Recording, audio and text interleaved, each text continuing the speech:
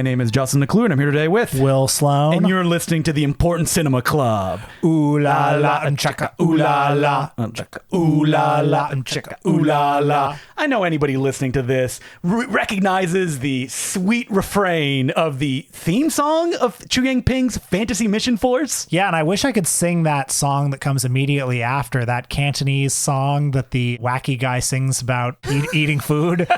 I mean, great sequence. And Fantasy Mission Force is the base that I think defines both of our obsession with filmmaker Chu Yang-ping. Also known as Kevin Chu. Yeah, he goes by Kevin Chu more often now. And if you look on Letterboxd, it's Kevin Chu that you'll find all of his filmography under. But I want to take you guys back to the year 2018 when Justin and I were at the Yonge and Dundas Cineplex, where we sometimes go see bad Chinese movies. And we were watching the trailers, and there was a trailer for a movie called Oolong Courtyard Kung Fu School. It looks so cheap. I don't think I've ever seen. Awful. I don't think I've ever seen a trailer look that cheap in the Cineplex theater. And then when the credits flashed at the end of the trailer, Justin went, Chu Yang-ping. Yeah, it's directed by Chu Yang-ping. And I've never felt exactly that kind of adrenaline rush when I heard that name, because I thought, oh my God, the director of Fantasy Mission Force has a new movie. I gotta see it in theaters. And it never came out. No, it never came out in North America. And we kept our eye for it, too. Yeah, we were looking every week, like, when's Oolong Courtyard? When's Oolong Courtyard? Folks,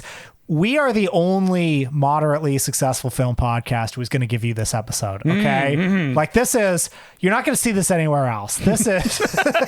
And we're trying to warn you as we get into his filmography. Yeah. Now, Will has said, based on Fantasy Mission Force, I wish I could just watch all of Chu Yang-ping's filmography. Which would be...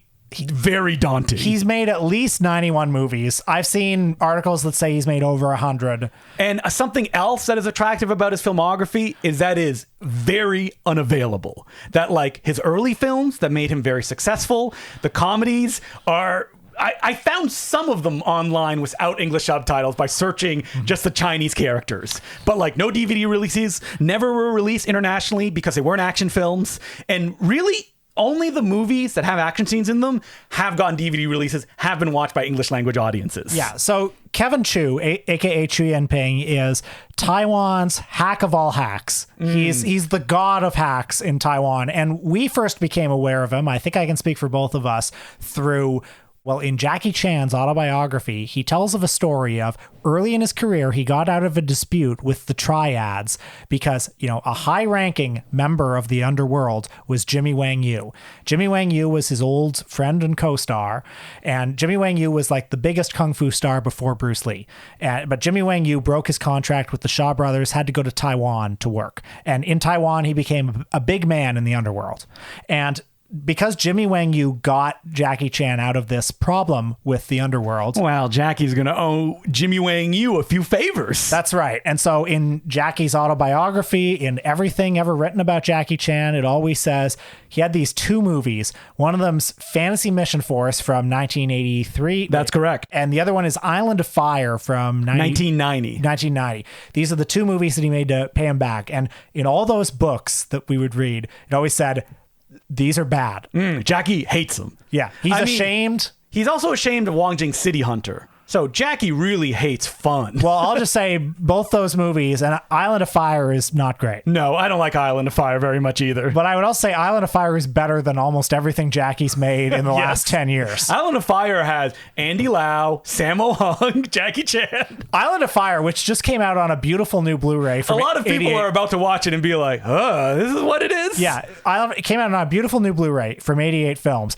And there's a great extra with one of the co-stars of the movie where he says, this co-star whose name escapes me, but he's in a lot of movies. He says that Jimmy Wang Yu basically put this movie together as some sort of benefit for like the Taiwan Stuntman Guild or something, or maybe to buy himself a yacht. Or something like that, yeah. It was a fundraiser for something. And he called in... for his good friends who, may owe him some favors down the line. He called in every favor, and they were making offers they couldn't refuse everywhere. Yeah. And so, a lot of big stars in this movie for Chu Yang-ping. The hack of all hacks. Jackie Chan. Well, you say the hack of all hacks, but the reason he continually makes movies, number one, organized crime is forcing him to do these, as he says in many interviews. We'll get into that. Number two, they are huge successes. His films are box office successes, which allows him to continue making film, or means that he forcibly has to continue making films. Okay, I should also just say I like Chu Yanping. You know, I like some of his movies. I like the idea of him. I like him as a guy. Yeah. You know, I like him as a survivor, and there are some of his films that I like a lot. There are a lot of his films I like very little. But there are also a number of his films that have at least a couple scenes in them where I'm like, nobody else has given me this. Yeah, so he's a Taiwanese filmmaker that I think embodies what most people fall in love with when it comes to Hong Kong cinema, which is anything goes. Action, comedy, tonal shifts, and throwing it all up against the wall. You're going to get that in Chu Yanping films at the most extreme level. And he's disreputable, basically. Yeah. That one of the reasons that most of his films are unavailable is they are viewed, I assume, in like Taiwanese film circles as having no cultural value. So you can disregard them. Well, there were a lot of movies that are just released they're just released commercially. You know, they were meant to be seen in the 3 weeks that they came out. And he himself didn't call himself an artist. He said in interviews like, I consider myself a movie making factory. And by that you mean the 2 interviews that exist with Chu Yanping. Yeah, where he comes across as quite humble. Yeah, there's a really good one. If you search, you can find it online. It's from the book Asian Laughs, a survey of Asian comedies. And then there's a piece in that called Taiwan's King of Comedy, an interview with Kevin Chu. Yeah, so I think a couple of the other reasons why we're interested in Kevin Chu, in addition to just how great Fantasy Mission Force is, which we should get back to that. We know Hong Kong cinema pretty well. A lot has been written about Hong Kong cinema. Yeah, from the lowest lows of trash to the more acclaimed stuff. Wong Kar-wai, if you will. Yeah, your Stanley Kwans, your An Hui's. In Taiwan, obviously, many of you will know the great art house filmmakers who emerged in the 80s and 90s. Edward Yang. Yeah, Ang Lee, Simon Lang, Ho Xiaoshen. Those people have been written about a lot. But the pop cinema has really not been canonized. And it didn't get the kind of spread that Hong Kong films did. Basically, the Taiwanese movies that like cult fan circles know are the ones that have Hong Kong stars in them. Like the Jackie Chan and they're ones. action films. Yeah. That's it. Yeah. Yeah. I mean, for a lot of the 70s and 80s, you know, Taiwan was known for its romantic melodramas. Bridget Lin, Joan Lin, that's Jackie Chan's wife. There was a couple of people, 2 Lins and a Chin, they were called. So four people who would star in like just love story after love story after love story that were so popular. And those films are difficult to find. Even some early Bridget Lin films are just gone. You can't watch them. That's right. And huge hits, like we've talked about before, the Taiwan black movies, which are in the early 80s. There were all these movies about like crime and murder and gangsters and sort of gritty neorealist exploitation films. And those movies were such huge hits in the early 80s. And some of them are really good, but many of them are lost. Yeah, the elements are just not there. So when the Taiwan Film Archive recently did a little kind of like restoration/retrospective of the movies, they just didn't have that many to work with. And that like one of them, like half of the soundtrack was missing. That would be Never Too Late to Repent, which was Kevin Chu's first screenplay credit. And that movie was a massive hit in its day. Yeah, and it's wild. Like I have a box set of those movies and they're all full screen, like they just look terrible. And that's the only elements that are available because there was just no sense of preserving it because they were seen as worthless. So looking at Kevin Chu's movies feels to me a little bit like, it's a bit like archaeology or it's a bit like dumpster diving. It can be interesting to look at another culture's trash because good or bad, it could just tell you a little bit about that culture. Also, another culture's trash can look exotic to our eyes, as some of these movies I think do. And also just in his films, when you're panning for gold, you do find gold in these movies. Well, I think that, you know, we've talked about Hong Kong films before, and that there is a base level of quality of some of the stuff, whether it be like physical gags or action, that is unmatched anywhere in the world. Like, they figured out how to do it. So even when you see it at the lowest common denominator, which is often the case in the films of Chu Yanping, it is better than anything else in the world at that time. That's right. Some of the action scenes in both Taiwan and Hong Kong, the action scenes are unbelievable. And there's also, in the cinema of Xu Jinping and the trash cinema of Taiwan and Hong Kong, a shamelessness to how they approach these subjects, that they are just blatantly ripping them off in a way that is very amusing, but still inventive in the way that they approach it. Like, when you're talking about Xu Jinping's filmography, what are we interested in it? I think we're interested in kind of like the action you can find, the imagination and the creativity, which is like second to none when they're hitting, even if they're doing it at the basest levels, and also the humor of it just being an amalgamation of all the stuff that's popular at that time in an attempt to sell, and then hopefully just disappear. No one will think of it again. And you talked about the anything goes quality. I mean, I mentioned this last week. One of my favorite Xu Jinping movies is The Four Sheepish Dummies, which is a movie that I found on YouTube under its Chinese title in like a 280p. It looks awful. That's the only version you could find. It's the only version you could find. It's like looking through a dirty peephole, but it's worth doing because it's about Bridget Lynn stars, and like it's like Seven Dwarves, except it's four little Charlie Chaplins. Yeah, they're all dressed like Charlie Chaplin. They're doing shtick, and they act like the Minions, basically. And I love great this movie. It's fantastic. Somebody like. Search the vaults. We have to restore this movie. So I want to talk a little bit about how Xu Jinping got started, which is actually a very conventional way. He was studying in school. He became an extra. He worked his way up to assistant director. That's right. His university, which was Soochow University, just happened to be right near the Central Motion Picture Corps studios. And one night he was working at the library, and some scout from the studio... Like, we need extras. Yeah. And Xu Jinping, Kevin Chu, supposedly did a very difficult extra job where he had to be a dead body, lay on the ground in really hot and unpleasant conditions, and they were impressed. And the next day, according to him, it was like, you want to be script supervisor? Mm-hmm. So he became script supervisor, and then he worked his way up, assistant director, screenwriter, director, and he became screenwriter too because he was a rare college educated person in the studio system at that time. So he worked under Chai Yang-ming, aka Ulysses Ouyang Chun. That's the director of The First Error Step. And Xu Jinping claims that while he's credited as the screenwriter of The Clown from 1980, he also co-directed it. Right. And mostly his teacher's name is on that to give it more legitimacy when it was being released. And The Clown is a film that stars Xu Pu Liao, who is a big comedian during that era. He was Taiwan's Charlie Chaplin. And due to the success of The Clown, a film I could not find. I really went looking for it because I thought that was kind of like a base text when you talk about Xu Jinping, but it seems not to be available anywhere.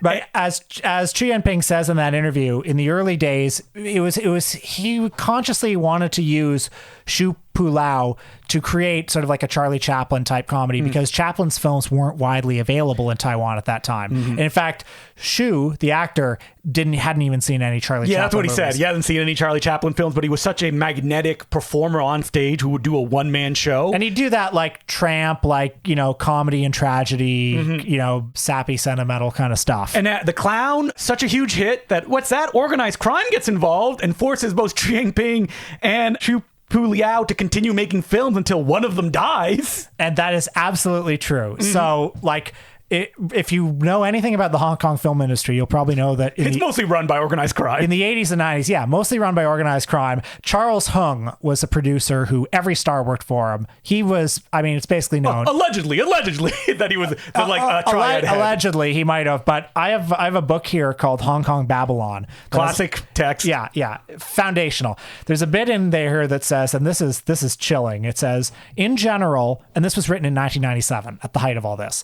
The writer writes, in general, movie people make a distinction between bad triads and good triads. And when they complain about the involvement of gangsters in the film industry, they're usually referring to the ones who rape and kidnap and use other coercive means to get actors and actresses to sign contracts. Charles Hung is not considered the type to do anything like that. So, okay, now here's another excerpt from this book. There is less of a stigma attached to declaring oneself a triad in Taiwan. So imagine what it was like in Taiwan, okay?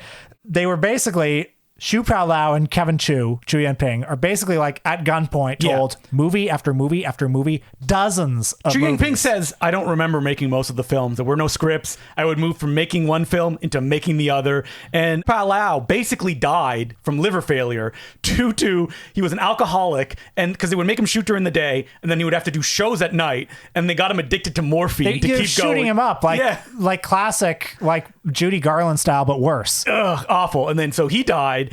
Xu Yanping just kept making movies, though. That's right. And it was after he died that you start to get, like, he got connected with some other stars. And when you see big stars in Xu Yanping's movies, they are there completely willingly. There's no one pointing a gun in their back going, keep smiling. Like, every Hong Kong star that you know has been in at least one Xu Yanping movie. Maggie Cheung, Tony Leung, Sammo Hung. Yeah, Jackie, obviously. Takeshi Kaneshiro worked with him a million times. Well, Xu Yanping and Takeshi Kaneshiro got along very well, supposedly. Right, yeah. I mean, our pal Dylan Chung, who is a Hong Kong cinema expert, he read Xu Yanping's autobiography, which unfortunately only available in Chinese. Somebody out there, please translate. Or just send us a copy. I will just run it through Google Lens because I do want to read it. Yeah. And he said that after Takashi made his Wong Kar-wai film, Xu Yanping said, okay, don't make any more goofy comedies with me. Do serious films. Tried to get him to work with Edward Yang. And he was like, Edward Yang was too difficult. That he was like a foreigner when it came to contract negotiation, which is so funny. Well, so we can surmise that a lot of those famous people were in those movies for, because an offer was made that they couldn't refuse. But can I also suggest, like, working with Xu Yanping, for some of them might also have been like, I don't know, like working with Sean Levy here. It's like, this is a commercial director who makes commercial movies. And so sometimes you make commercial movies. It could be a big success, which will just be good for your career as well. And Xu Yanping also worked a lot with Wang Jing, who was and Eric Tsang. Yeah. And Wang Jing especially was like the Schlockmeister of Hong Kong, who was also for some years the most popular filmmaker in Hong Kong. And also Triad Connected, which may, have resulted in maybe some teeth getting knocked out at some point, so the story goes. That's another thing you read about, yeah. Eric Tsang was part of Cinema City, which was like Choi Hark and the Carl Macca and those kind of Hong Kong New Wave guys. And they actually distributed, I don't know about funding, a lot of Taiwanese Xu Yanping films. Eric Tsang appearing in dozens and dozens of Xu Yanping films himself. Eric Tsang, a Me Too'd actor recently. That's right. Has that kept him from appearing in films? Of course it hasn't. Yeah, but Eric Tsang, definitely a big star. You've seen him if you watched any Hong Kong movies. Any Hong Kong movies. But we haven't talked about any Xu Yanping films Let's get into it. So, can we start with Fantasy Mission Force? Yeah, well, I know we didn't watch Fantasy Mission Force. We know it by heart, though. We've seen it so many times. But if we talk about one that was made the same year as Fantasy Mission Force, which is Golden Queen Commandos. Also, there's Pink Force Commando, which was made seemingly the year before. These are all the same film. They have like basically the same plot. They use the same sets. They have similar set pieces, but it's just kind of like shuffling around who's acting in it, basically. Right. Some of them have Bridget Lin, who many of you will know from Chungking Express, of course. But she was also a major star in Taiwan. That's right. And in this one, she plays the eye patch wearing leader of this Dirty Dozen, like, women in prison team. Yeah, so I was watching these movies trying to figure out, like, what is, like, the thing that they're ripping off? What was the popular thing? So, like, Fantasy Mission Force, Dirty Dozen-ish. Golden Queen Commandos, it's women in prison and spaghetti westerns. Like, that's right. I mean, the fact that they just steal Ennio Morricone scores from The Good, the Bad, and the Ugly. For the entire movie. And My Name is Nobody. Like, just through it. That's like, we don't think these films are going anywhere. So why don't we just rip off sound? Who cares? Like, they'll play, they're gone, doesn't matter. Well, Fantasy Mission Force was one that, like, after reading about it in Jackie Chan's autobiography, it's treated as public domain. Who knows who owns it? No one will claim ownership to it. No one owns it. And so it would be on a lot of, like, cheap DVDs, and you'd watch it and it'd be like, what is this movie? It has, like, but it has everything. It has hopping vampires. It has Amazon women. It has kung fu fights. It has musical numbers. It has war scenes at the end of it where basically everybody dies. Brutal violence. Yes. And so these early films are great from an entertainment standpoint because they're giving you everything in these, like, compact packages. It's hyper violent. It's structured in a way that there's always something new being introduced. Like, both Fantasy Mission Force and Golden Queen Commando, like, you meet every character and they're all interesting in their own way. Like, one of them is a drunken samurai. One of them them is a gambler. One of them is good with dynamite. And then you just let it play out through the movie. And even though these are sort of like cheap and disreputable movies, they're well made. Yeah, that there's a level of quality, like just like the horse stunts or just the stunts, action. It's the good. stunts are incredible. Yeah. It's really fun to watch. If you watch all three of them back to back, they will just be a mush in your mind. There's multiple sumo sequences of like wrestling in all of these movies. Okay, so now you folks know which ones to watch. Yeah. And can I also say, well, we'll get back to it. We're going to host a screening of Fantasy Mission Force soon. Yes, we are. Stay tuned. If you're in Toronto. Yeah, if I would recommend Chu Yang Ping films, Fantasy Mission Force is number one because it gives you all the things that you wish all the other ones were. Fantasy Mission Force is a top 5 Jackie for me, honestly. I love it. He's barely in it, I love it that much. But he's barely in it. Wearing big overalls, chasing a chicken. Okay, but now we're going to talk about some of the other Chu Yan Ping films. Yeah, He's okay. made, again, over 90 movies. So I think it's interesting to look at his filmography and try to figure out what are the trends that he's chasing and then which ones were successful that would then lead to the films that followed. Now, he always, I don't know if it's what he likes, but the thing that he always goes down is comedy. That's what the main kind of defining thing in his career is, very silly comedies. Now, I remember starting watching some of these movies. I was like, can you make a case of him as like a Frank Tashlin, like, creativity? Boy. The name Frank Tashlin also crossed my mind this week. And you just, no, you can't. You can't really. But I watched this week his movie Funny Family from 1986. Well, so I watched one a little bit earlier, Seven Foxes from 1985. Now, this one, it has all the elements that I'm like, all right, come on, you can knock it out of the park, where it's a bunch of like ne'er-do-wells that are meeting in a giant mansion, and the mansion set in the 80s is a constant through Chu Yang Ping's filmography. They have a set, it's set up, it looks like a mansion, we're going to continue to go here. And they all claim to be the son of a rich guy. And it seems like it'll be a setup for, oh man, is it going to be like an old dark house style mystery that people are being knocked off? A little bit. It's like 1/5 of the movie, but like a lot of Chu Yang Ping films, you're throwing everything at the wall. So maybe you'll have one really imaginative sequence with traps, then you'll just have death throughout of like no funny comedy, maybe references to things that I don't understand, or one sequence which I love, which is almost a shot-for-shot recreation of the fight scene in It's a Mad, Mad, Mad, Mad World in the parking, like the garage. The big client. Oh, the Jonathan Winters scene. Yeah, yes, yeah. Where it's just like just that, which is very funny that's what it's like stealing from. Well, this is something you'll see a lot in Chu Yan Ping's movies, where Island of Fire, the Jackie Chan prison movie, half of that movie is just stolen from Cool Hand Luke. Yeah. Just like unashamedly. Whole scenes lifted from it.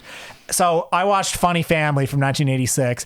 This is a prototypical Chu Yan Ping comedy where the titular funny family, they're a wacky family who are just out in the sticks, somewhere in rural Taiwan, and they're nuts. I gotta tell you, folks. And maybe they're getting into fighting as well. Yeah. Oh, so okay. The plot kicks into action where the young boy and girl, who are somehow not siblings, they're more like, well, they're not dating either. They're just, it's kind of a funny family, if you will. It's funny two families, really. Yeah. But because they're feuding with each other because they live across from each other. Yeah, that's right. But anyway, they go to the big city, Taipei. This is classic stuff you see in comedies, which is like rural meets big city. A lot of times in Hong Kong film would be like the mainland coming to Hong Kong. That's what Stephen Chow's early shtick was. This movie reminded me a bit of like the Beverly Hillbillies or something like that. And so they're bickering all the way. They get to Taipei, and about 15% of this movie are the most incredible fight scenes you've ever seen. Or just like stunt sequences, because what they end up doing is getting into sports. So you see them play tennis, you see them play bowling. The bowling scene is amazing. I don't think they got permission from the Prince to play a Prince song during that scene, but Yeah, they do play Prince music, and that's cool. But the comedy in this movie is sub Lucky Stars comedy. Yeah. Well, so it depends in like what mood Chu Yang Ping is in, because when it's like very base. So I watched a movie. So Chu Yang Ping in the 80s was pumping them out to the point that you're like, is he even directing these movies? Because like the year Funny Family came out, 1986, he also directed A Book of Heroes, which is the one that always gets mentioned because it's mostly an action film, and it features Yukari Oshima, who's also in A Funny Family as a villain. He also made Kung Fu Kids, and I want to bring this up because it would define the rest of his filmography. This is a landmark, and this came at an important time for him because, again, the Taiwanese chaplain that he worked with for years, he's dead. He Liver died, failure. and then in the early 80s, he's kind of coasting along, working with certain other stars. Eric sang a lot. Eric sang. Sun Yua from Fantasy Mission Force was another comedian that he worked with a lot. But then he makes Kung Fu Kids, which a huge hit, and establishes the template for the rest of his career, which are kids. Kids. Kung Fu Kids. So do you know who he is at this point? He's William Bodine. Because this happened exactly with William Bodine, that Xu Jinping can clearly work with kids, because it's just till the end of his career, this is the fallback that he will continue falling back. And here's the thing about kids in movies. They're death. Like, nobody likes them, do they? Well, I'm going to disagree just slightly, because we watched one of the iconic Xu Jinping films. I say that. How does this have like 20 letterbox logs? If you know Xu Jinping, you know this movie. Yeah, which is Shaolin Poppy. Now, I said Poppy. It's clearly meant to be Popeye, but for legal reasons, it's Poppy, okay? I'm calling it Shaolin Popeye. It's Shaolin Popeye. The main guy's called Spinach. Come on. And the kid is named Popeye. Yeah. It says that in the subtitles. Now, the premise of this film is, well, if you read about it, it's like a bullied kid goes to the Shaolin Temple, learns martial arts. Sounds good, right? Oh, yeah, sounds good. Well, in that classic kind of like, we're making the movie up as we go along. You get the feeling maybe that was not the premise of the film, considering it only comes up 45 minutes into the picture. I definitely strongly think this movie did not have a script. No, absolutely not. Many of these movies didn't have a script. No, they don't. They just start with a scene and then they keep going until they have, they get more and more money, and then the movie ends. For the most part, this movie is a vehicle for a cantopop star named Jimmy Lin. And he's like a skateboarding teenager. So this movie starts, and this is when I think Frank Tashin. There's like animated bits. It's very like highly kind of exaggerated. I'm like, There's like a bit where he's rollerblading and like bouncing off other stuff. I'm like, here we go. Now let's watch him just be bullied for 45 minutes. Yeah. And let's, you perk up in your seat a little bit when they just rip off the Street Fighter 2 scene from City Hunter where the video game comes alive. Yeah. It's like, I checked. Yeah, City Hunter came out before this. Yeah, so I did too. It's a straight up ripoff of that sequence. It just goes on longer. There's not many other jokes. And just the premise of this movie is never really exploited. And to the fact that it seems to forget it, like until the last 5 minutes. So Shaolin Popeye, if you want to know what Xu Jinping was like in the 90s and the 2000s, this is it. It's like a bad teen movie. Bad. Just bad teen stuff with like lame comedy. But when it becomes wacky, like at one point in the classic mansion climax, which I said Xu Jinping, there's going to be a mansion on a set. Like at one point, the Shaolin kid kicks like stairs and the whole staircase flies up in the air to like, it's like, imagine like a whole kind of like spiral staircase lifting up, and it's like the correct size, slams into someone. If that was in one North American movie, that's all people would talk about. Like, and it just tossed off in this film. A movie like John Wick 4 comes along, and as impressive as it is, like there were scenes that good in Funny Family, yes, which is fucking nuts. Yeah. Just this garbage from the 80s and 90s. Disposable.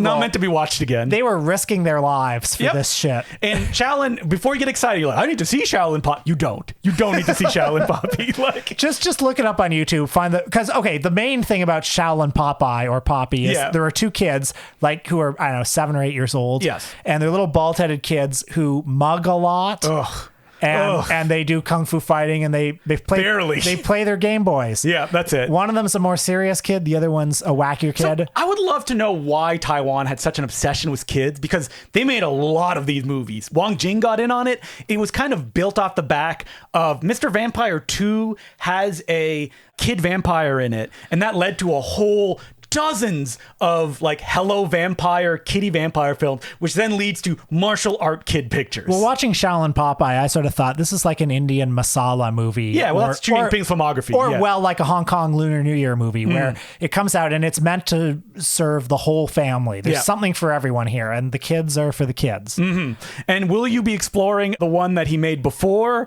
Shaolin Poppy, Naughty Cadets? I think he made 4 of those movies, clearly Police Story ripoffs. Well, I'm excited to one day watch all these movies. Not this week, but one day check out Shaolin Popeye 2: Messy Temple. So I watched Mr. Ghost Cheater, which he made in 1987, and I only a great title. I only leaned in when I realized this was a shot-for-shot basically parody, like, disaster movie style of a Chinese ghost story. And what's unbelievable about that is it came out the year a Chinese ghost story did. And the difference between this and the like disaster movie parodies is it looks like a Chinese ghost story. Incredible. But they're probably using like a lot of the same technical team, so you get like the mood and stuff like that, except people are farting, their pants are being pulled down, and hemorrhoids comes up again and again and again and again. Oh, do you hear this, people? Chu Yanping, yours to discover. Like if someone made like a parody of The Master and it looked like The Master, but is like a Joaquin Phoenix guy was just farting all the time, I mean, I would have to see that, right? Let's talk about some other movies that we watched, because we both checked out Chu Yanping's favorite film he ever made.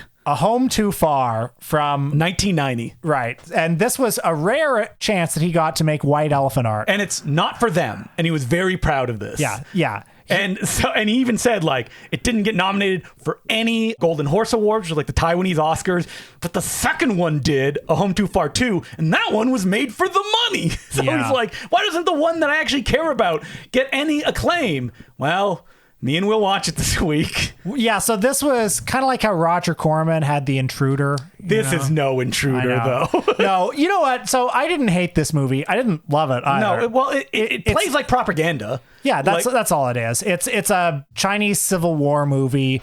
You follow these Kuomintang troops as they're like escaping China, going down through Burma, Myanmar. But you think that's what the movie's gonna be, and then it's like, and then they settled, and you're like, wait, what? There's still an hour left of this movie. What's going on? Yeah, I mean, the movie alternates between scenes of these like soldiers, creating this little community on the border of Taiwan.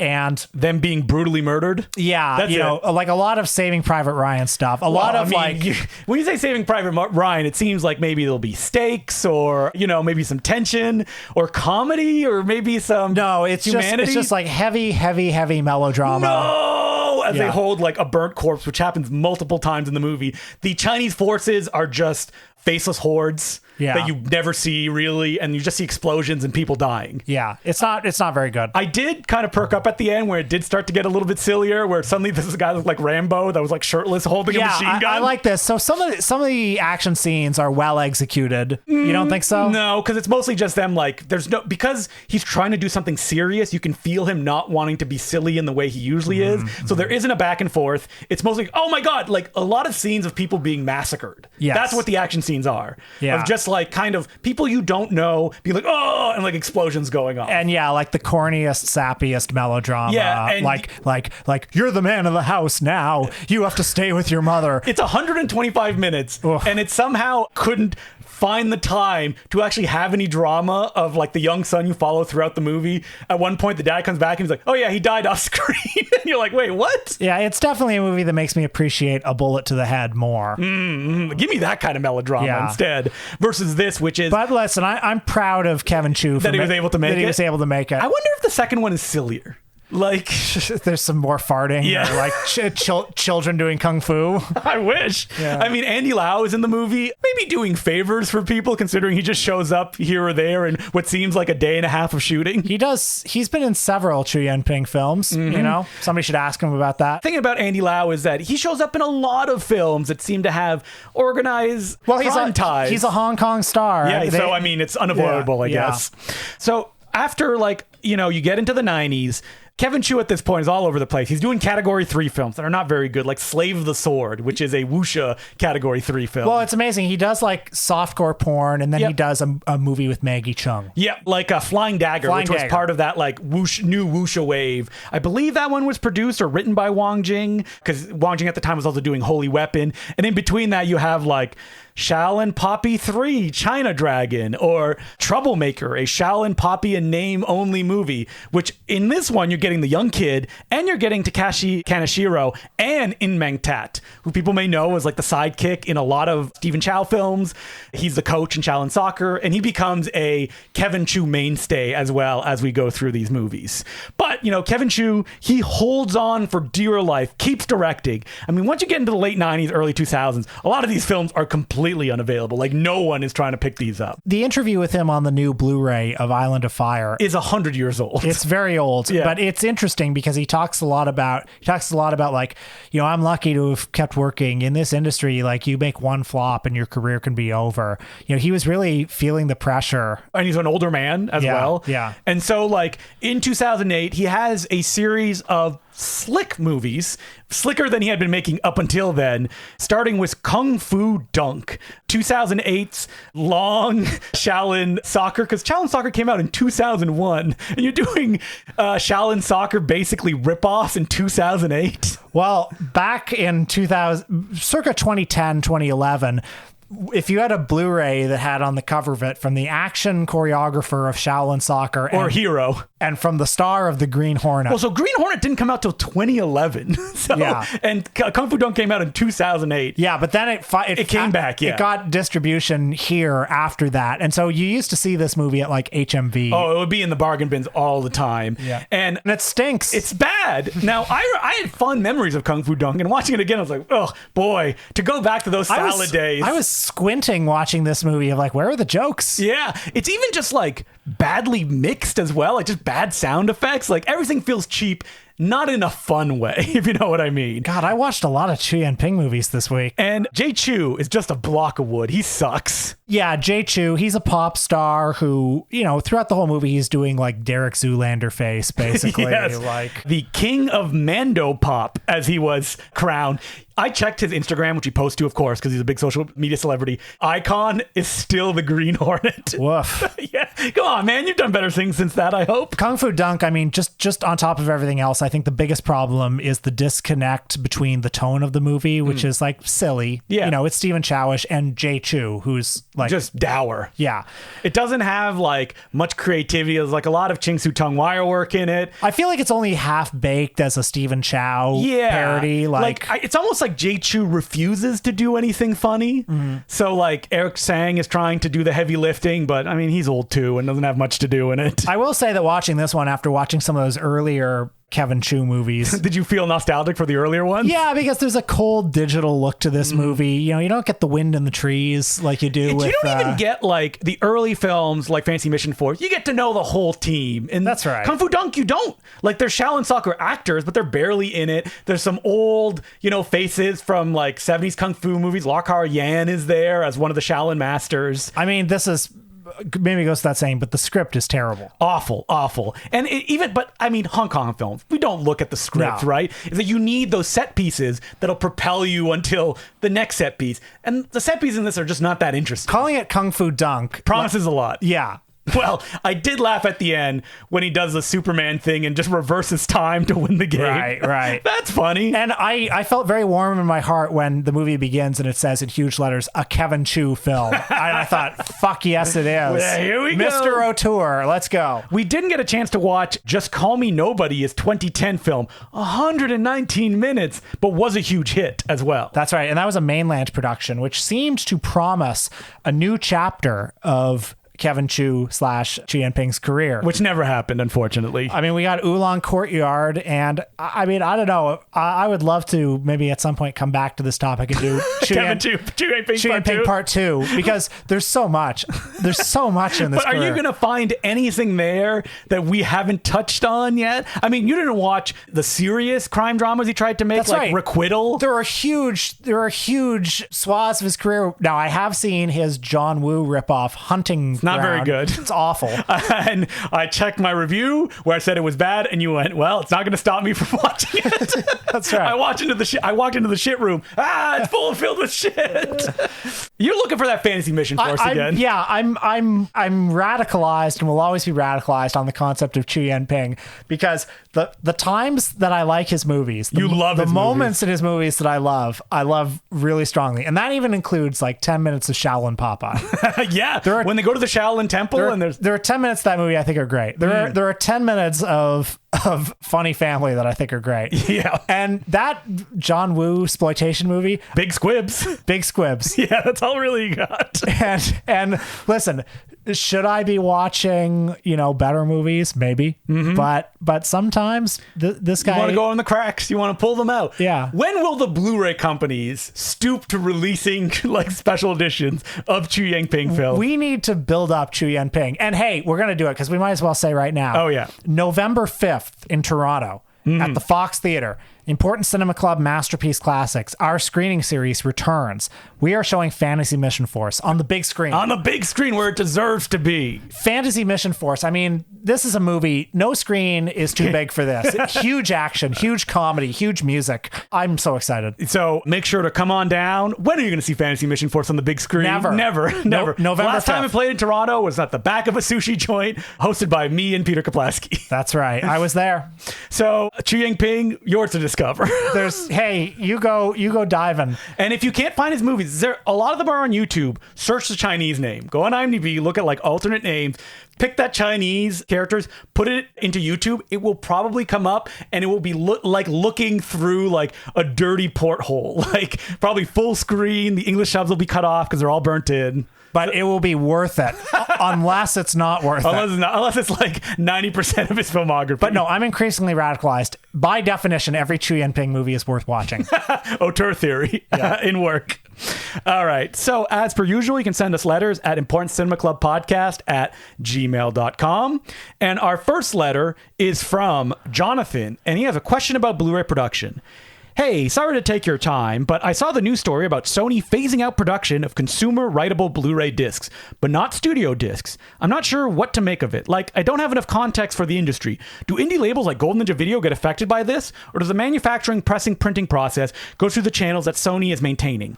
Friends of mine are panicking a bit about the end of physical media, and I want to be able to provide them context about what this will and won't affect. Thanks a ton. So this was a big news item that came out that like Sony stopped doing rewritable discs. I've never bought a Sony rewritable disc. I've never seen them for sale. What is that's like what I use for Golden Ninja Video. Oh, you can like, burn discs. Yeah, right, got it. And it's kind of a little bit different for like if you're pressing discs, you're using a different format. I don't think it'll ever go away. There's like a bunch of them that you can get, some of better quality than not. Like Verbatim is basically like the top, and then you have other ones underneath it. They're not going away because they fill a market. If people are still buying it, they'll keep making it. The death of physical media, I don't think it'll ever go away because people will always want physical media.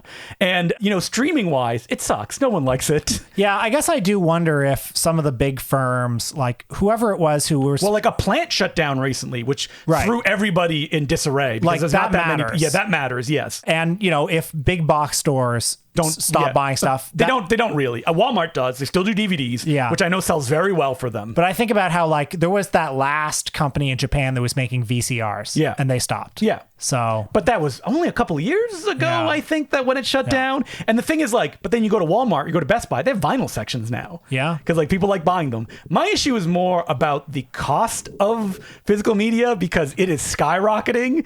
And I was looking recently at an Australian release for American Psycho 1 and 2 at Bay Street. It was $120. Wow, for American Psycho 2 in there. Yep, that's right.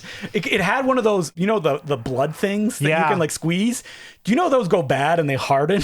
Like they don't stay kind of squishy all the time. So yeah, that's mostly my issue and oversaturation. But I mean, listen, if there's a market for it, they'll keep doing it. Like companies like Vinegar Syndrome that like more and more and more. And eventually it just reaches the point that like the pool is so small that it can't support all of these. Like those Australian companies that everything is $100 special edition. That is unmaintainable. Like people cannot keep doing that. Well, yeah, and I also think big studios are always looking for ways to exploit their library. Yeah. And so like physical media is a way to do it. Yeah. Paramount has been doing it recently. I just got their release of Bringing Out the Dead of 4K, a famously never in a high definition movie. They somehow got the cinematographer, Martin Scorsese, Paul Schrader, and Nick Cage to sit down and do new interviews for the Blu-ray. Wow, incredible. I should get that. It's $52. Okay, I'm not going to get it. Yeah. But last thing I'll say is people actually still do buy DVDs. They do. DVDs are actually still popular in a lot of places. They're just not cool. No. But there are people who buy them. But I don't know how someone who is not interested in the intricacies of film consumes media now. it's probably just whatever's available, right? Like, I guess I'll watch this. Because if you want to watch like a classic movie and you don't know where it is and you don't know what website to go to search to see if you have that streaming service, do you just give up on that movie? I think so, yeah. You're just like, oh, I can't watch Woody Allen's catalog. I try to think, because his stuff isn't streaming, I don't believe. I think some of his stuff, you can find Woody Allen on Tubi. Sometimes he's on Amazon, you know? But it's tough to find. And it's wild sometimes where I'm like, this movie's not streaming anywhere. Well, go to your local library. They still get tons of DVDs and they rent out like crazy. So it's not the death knell that I felt a lot of people were making it out to be at the time. I also think consumers don't burn that many Blu-rays anymore. So, but there'll always be companies that'll do it. You know, libraries actually are what's keeping physical media in business more than anything else. Yeah. Like when Criterion puts out those Netflix movies, they do them because libraries buy them. Mm-hmm. So we will update you when we're like, okay, now it's finally the death of physical media and only the big companies can continue. Our next letter is from Alexandre, and he goes, hey, Justin and Will, I just watched Golden Ninja Video's excellent presentation of Ed Wood's Revenge of the Dead and want to say congratulations for this very nice release of the film. Because of you, I now want to go on an Ed Wood deep dive and maybe achieve the ultimate consecration of attributing the dissection of some random piece of smut to him. Thanks, I guess. Well, thank you very much. And all I'll say is I hope people who wanted that Revenge of the Dead disc grabbed it, because that's it. Yeah. Can I speak to it right now? Take a guess, maybe. Yeah. Who rose from the dead? Yeah. It's a real Revenge of the Dead, if you will. Yeah. There are just some guys who won't fucking stay dead. As much as we would like them to. So the letter continues. But that's not the point of my letter. As a Quebecois listener, I'd love to hear your thoughts on the fine fleur of our cinematography. There are many amazing filmmakers from Quebec whose work deserves to be discovered outside of La Belle Province. I'm thinking of the obvious choice like Pierre Perrault, André Forcier, and Gilles Cal. You know, all your favorites, right? Pierre Perrault, André Forcier. Will's looking up right now on Google. Yeah, because I don't think you've ever watched maybe... out of, like, if you've seen any of the films. You know, I haven't. I would love to know more about Quebec cinema, and I'm sure we did one episode once, and we should do more. Yeah, the issue is just that for Will, it's a lot more work than it is for me. Maybe we'll do one where it's like, Will, you can ask me questions. Yeah, okay, well, let's do that soon, actually. Let's do another Quebecois cinema episode. But he actually continues this letter with, or lesser-known figures like Mireille Dansereau, Robert Morin, and Alanis Obamsawin. Well, we know her, yeah. And did we do an episode on her?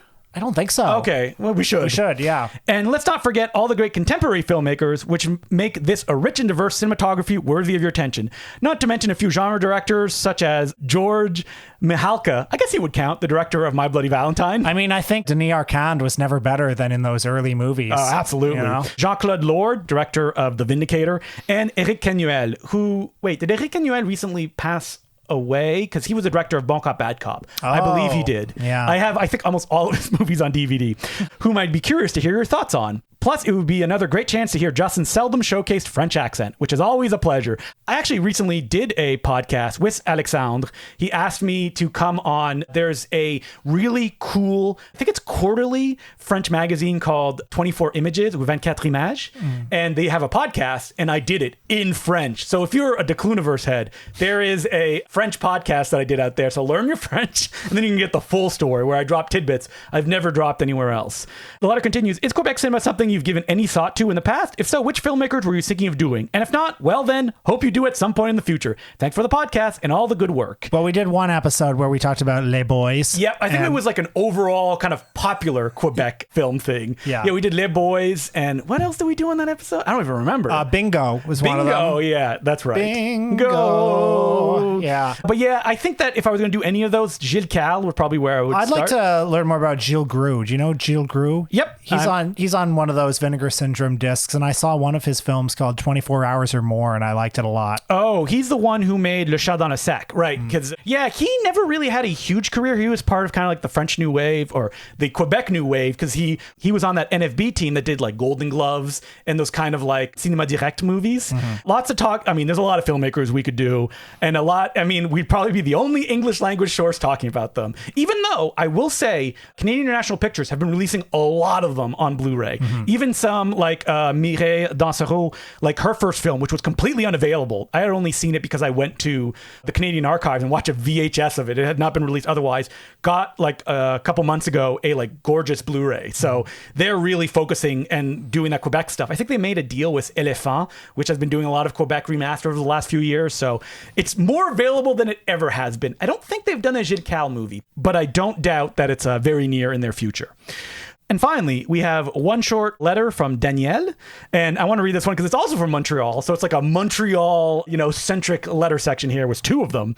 She just asks, please do Tarkovsky and Peter Greenway. Why have we not done Tarkovsky other than it being like gigantic and scary? I think that's the main one. Yeah. Just that he's a huge we've topic. done Antonioni. We should do Tarkovsky. So I feel like Tarkovsky is one that we both like him. I like Tarkovsky a lot. Yeah. And Peter Greenway, boy, that's well, I just feel like Peter Greenway is a little out of fashion. I mean, definitely. Yes. I mean, that's no reason not to do him. It's just like Chu Yang Ping. He's on everyone's lips. So. That's right. It's just you don't hear people talk about Peter Greenway that much, so he doesn't get as much foot traffic. And a lot of stuff has been restored recently, been put out on Blu-ray from Kino, like his early films, like Prospero's books and things like that have been coming out. So his stuff has never been more available. What do we do, Peter Greenway? But only the later period Peter Greenway. Man, I feel like I don't know the good Peter Greenway well enough to do that. The Cook, the Thief, the wife and his lover. Yeah, that's the one that people go to. Yeah. And probably early stuff.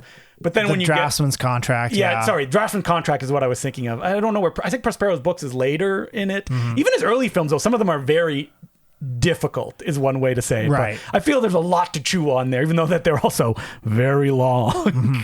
We need to restart Peter Greenway fever. Let's do it. Peter Greenway and Chu Yan Ping. But, before that, we need to get to the other Peters, like the director of Dead Poet Society. Peter Weir, Weir. Yeah. I know he's a favorite director of yours. He's got a couple good ones. Yeah, I like his early films. I mean, Picnic at Hanging Rock. Very great good movie. Master and Commander, I very fun. much like. Yep. Yeah. The Truman Show. Doesn't that move your heart, Will? Yeah. Don't know about that one.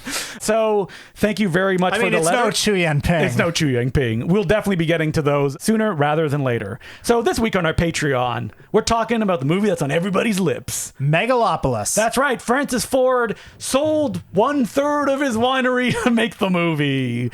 A movie of ideas. A movie of just looking at the future of cinema and talking about what it could be. Do we like it? Well, you'll have to find out. You'll have to find out. Let me just say, we do not hold the majority opinion that I've been seeing. I'm not sure what the majority opinion is. I think it is looking around, trying to read the room before you get into it. I think it's a very stimulating movie that raises many things to talk about. Yes. And it's very weird that no one has talked about the film's politics, but we get into it. Yes, we do. Michael and Us style, if you will. That's right. It's a little taste of what, because if there was ever a Michael and Us movie, it's definitely Megalopolis. And next week, episode 400. I originally pitched Chu Yan Ping as 400. Yeah, you did. And I said, usually we always get a lot of listens on the 100th episode. I don't know why. Maybe because we do big topics like Jackie Chan, Godzilla, Charlie Chaplin. And we're finally going to do a filmmaker we've talked about a lot. Some people would say he's maybe like a mascot of the show and that we said we would never do ever. But you know what? Promises are made to be broken, so we're doing him. Yeah. And very excited. I can't believe I'll be rewatching his movies again. And I'll just go back and say, we actually didn't do Charlie Chaplin for episode 300. It was Shrek. No, if you weren't there, it was just a troll. What did I call the episode? It's like the little tramp. I called it the little tramp who made the world laugh and cry. Yeah, and I believe the photo was one that we'll remember at the Oscars of Charlie Chaplin holding Shrek's hand or walking off into the distance with Shrek. That's right.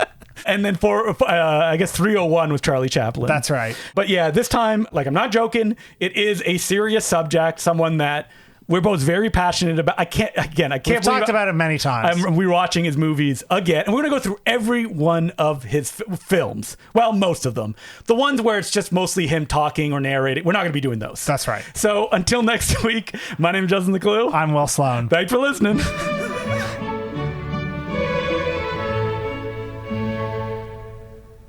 Ooh, This is Justin DeClue reminding you that this coming Saturday, October 5th, starting at 11 a.m. Eastern Time, I will be hosting the 24-hour horror movie Mind Melter. It's 24 hours of horror movies picked by me. Some rare ones, some ones that will be fun with a crowd, some that you've never heard of before. All guaranteed to be spooky. Not guaranteed. Check it out. It'll be happening probably somewhere on Twitch that the exact address will be listed. If you follow me at Justin DeClue, or DeClue, DECLOUX, and the letter J on Twitter and Blue Sky. Once it goes live on that day, I will post it at the top, or tune in during the week, because I usually in the evenings do little pre-screenings of films that didn't make the cut, maybe some best ofs, and just to, let people know what the address will be, and hopefully you can tune in. It's always a blast. Don't expect you to stay the whole 24 hours. If you just want to tune in for one or two movies, it'll just be a super fun time. The 24-hour horror movie Mind Melter happening at 11 a.m. Eastern Time on October 5th. Or if you want to remember, it's just the first weekend of October. And as per usual, I'd like to thank some of our new patrons who include Sam Loveland, Boria Perez, Void Joe Mbikayi, Thomas V, Vocational Dragon, Zoe Davidson, Christopher Geary, David Seymour Butts, Alex Seymour Butts, Marcus Eklund, Christian Helgenson, Nathaniel Wilson, Zachary P. Way, and Dylan Waite. Jay and Leo Martinez. Thank you very much for becoming patrons. We could not keep doing it without you. Justin, you had a baby shower this last weekend. Oh, I did, yes. Yeah, and I was invited, even though I am of the male gender. Mm-hmm. There was a lot of male gender identifying people that were there. That's right. And why bring this up on a movie podcast? Because we watch movies. Yeah, the TV was playing in the background, and while some people you like to chat at parties. Yeah, some people be chatted, social. some people were eating the chips, some people were playing the little games, but Justin and me, we were on the couch, watching basically on mute. On mute, yes. A series of pregnancy-themed films. Yes. So, number one, Look Who's Talking. I feel a forgotten franchise that was huge in the 80s and the 90s. Look Who's Talking, the first one was number 4 the year it came out. But they're not even threatening Look Who's Talking reboots or anything. I'm stunned that it hasn't you haven't turned on Disney Plus and just seen Look Who's Talking, the series. Yeah, with a legacy sequel where it's Travolta and his son or whatever, you know? Or maybe it's Grandpa. The problem with Grandpa is that Travolta doesn't want to play a grandpa. Maybe that's it. Yeah. And unfortunately, the other star of the movie has passed away. Mm-hmm. The voices of the babies, a lot of issues considering it's Bruce Willis and Roseanne. Where I don't think Roseanne will be voicing any babies anytime soon. So we watched a bit of that, but then we tuned over to Baby Geniuses and the Space Baby. Yeah, so Baby Geniuses, 2015 entry in the franchise. Baby Geniuses 1, I know, was a theatrical film. Now, what's important about these Baby Geniuses film is they're from the Paul family factory. Have we talked about Stuart Paul on this podcast? Stuart Paul and his brother Steven. Yeah. Well, they're the Chu Yan Ping of America. Well, I love Stuart Paul's films because they are bananas. You haven't seen Deadly Lessons, right? No, but I know what it is. Yes. I know I should. It's a famous vanity project that took 10 years to make. And the cover has John Voight looking terrible. Yes. So Stuart Paul, his films are so funny. His first one, Emanon, him as a Christ-like figure that he directed and wrote, and ends with him literally being crucified. And the climax of the film is a fashion designer deciding to make a real derelict fashion line based on homeless people's clothes, and it's done unironically. He also made romantic comedies that he starred in with his wife, Fate. He did an action film that never got completed and only got released directly to Tubi in 2015 called Heaven and Hell, that has to be seen to be believed. I mean, Stuart Paul is the fail son that kept being given millions of dollars to make movies, which I love. Well, and his brother, Stephen Paul. He's a businessman. Yeah, and he came onto the map because in 1980, he made a movie called Falling in Love Again, where he was only 20 years old when it was made. Yeah. Had Elliot Gould and Susanna York. And that, I guess, got enough critical acclaim that in 1982, when he was, 23, he made a movie called Slapstick of Another Kind, which was allegedly an adaptation of the Kurt Vonnegut book Slapstick. It starred Jerry Lewis and Madeline Kahn, and the supporting cast included Marty Feldman, Samuel Fuller, Pat Morita. We should do that. The voice of Orson Welles. We should. And it is one of the worst movies ever made. Nobody has ever said a nice word about it. So Stuart Paul is mostly known as a businessman who owns so much stuff. Like he owns Echo Bridge Entertainment. Or Stephen Paul? Stephen Paul. Yeah. Not Stuart Paul. Not the Stuart goofy. Paul is the artist. Yeah. Stephen Paul is more of the businessman. I'm looking here like, okay, what does he exactly own? Because his hand is in so many pies, and you never really hear his name mentioned that much. But they are good friends with one Jon Voight. And Jon Voight has been loyal to them. He appears in Baby Geniuses and continued to appear in the Baby Genius TV series, which according to Wikipedia played in the Far East. That's whatever what that it means. actually said. It in actually the Far said East. The Far East. Where life is cheap. And they re-edited them and made them into 3 movies. And we watched 3/4 of Baby Geniuses and the Space Baby. And I have never seen any Baby Geniuses film except when the first one came out. I obviously saw the ads a lot. Because it played a lot. Yeah. It must have been a hit if they made a Baby Geniuses too. It probably Super wasn't- Babies. Yeah, I just remember. So what I remember from the ads of that movie is it looked a little more grounded than this one. Because in this one, the babies. I don't think so. The babies. I think they were doing martial arts in the Baby Geniuses. Well, it's all Decker versus Dracula style. Yeah, like it's green one screen. set. The other issue, I mean, this is a major issue with this film. Yes. They are not babies. They are 5, 6, 7 years old, obviously. But they're wearing diapers. And I don't like this. No, it feels wrong. It feels fetishy and weird. And at sometimes they're wearing like shirts and diapers, which Yeah. is like, come on, no. There's a girl baby in this movie Yep. who, again, is probably 6 years old. She's not really a baby. She's got a diaper and she's got like a halter top, basically. And I'm like, get this out of here. I do not want to look at this. This is horrible.